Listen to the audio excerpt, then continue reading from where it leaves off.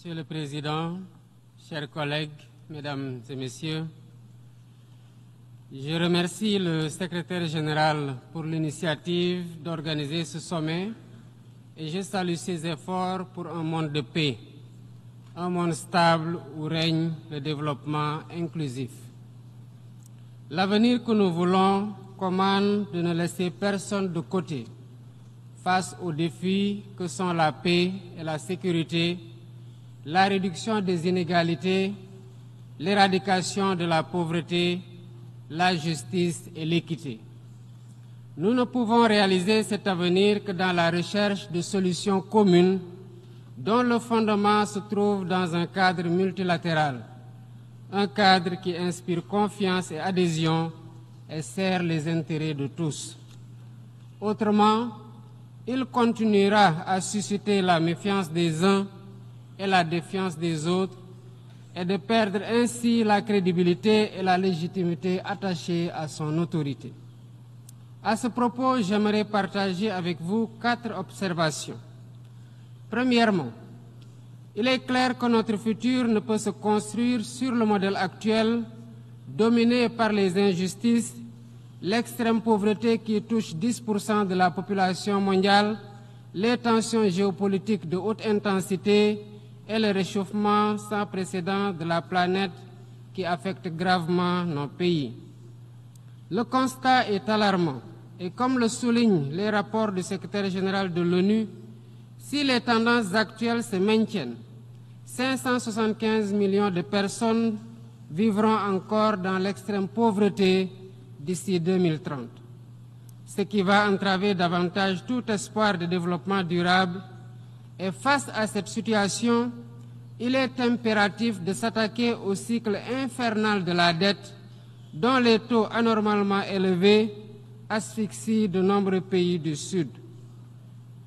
Ce système d'inéquité que souligne le récent rapport de la CNUSED constitue une entrave croissante à la prospérité mondiale, en particulier dans les pays en développement, dont les taux d'emprunt sont 2 à 12 fois supérieurs à ceux appliqués aux pays développés. Pour une meilleure soutenabilité de la dette, il faut réformer les conditions d'accès au crédit, surtout le crédit export, en assouplissant les règles sur les taux d'emprunt et la durée des délais de grâce et des périodes de remboursement. Deuxièmement, la nécessité de réformer la gouvernance politique, économique et financière mondiale pour refléter les réalités d'aujourd'hui. Même si des progrès ont été accomplis récemment, notamment avec la décision du G20 d'attribuer un siège permanent à l'Afrique et celle des États membres du FMI d'accorder un 3e siège à l'Afrique dans son conseil d'administration, il reste beaucoup à faire pour garantir une pleine inclusion des pays en développement dans ces instances.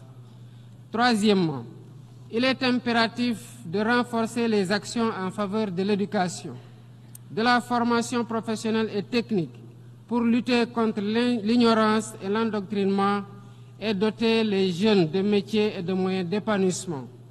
Un tel investissement contribuera à lutter contre les inégalités et à la réalisation des objectifs de développement durable.